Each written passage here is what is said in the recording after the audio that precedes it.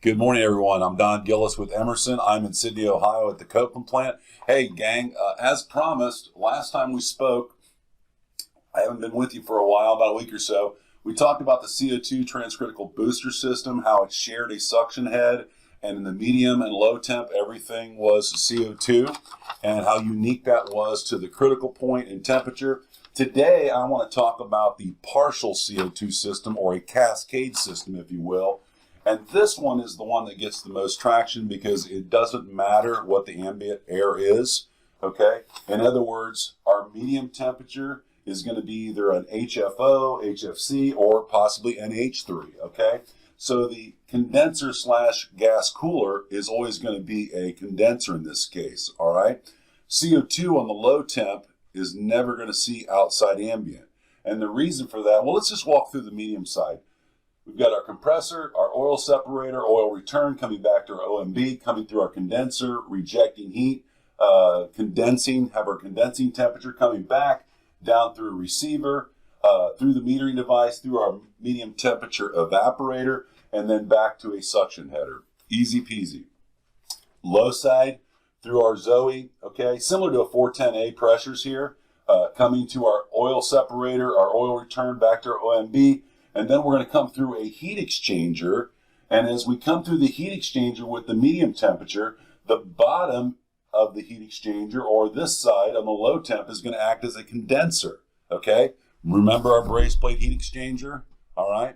They counterflow with each other, so our gas is moving this way, and we're condensing on the low temperature. Above here, we're metering the refrigerant prior to going into that medium side of the brace plate heat exchanger.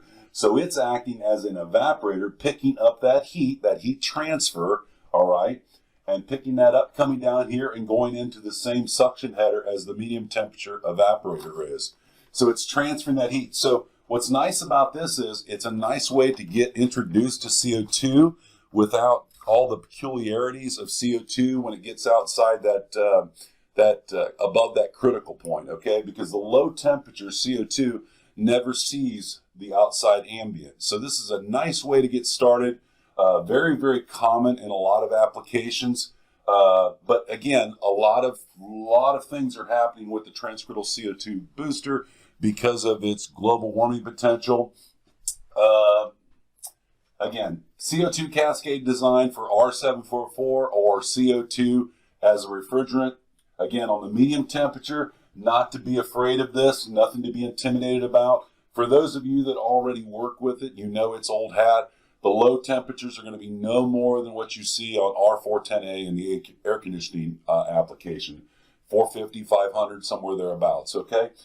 So that's all I had for you today. I'm Don Gillis with Emerson. I hope you have a great weekend. Be safe out there if you're on call. I appreciate you tuning in. Again, thanks for all of the emails and the compliments and things like that. I'm sorry I didn't get more out.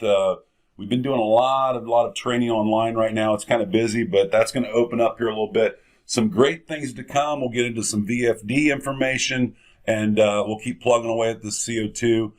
Be safe out there. Remember, lock out, tag out, and I'll see you next time. Thanks a lot. Bye.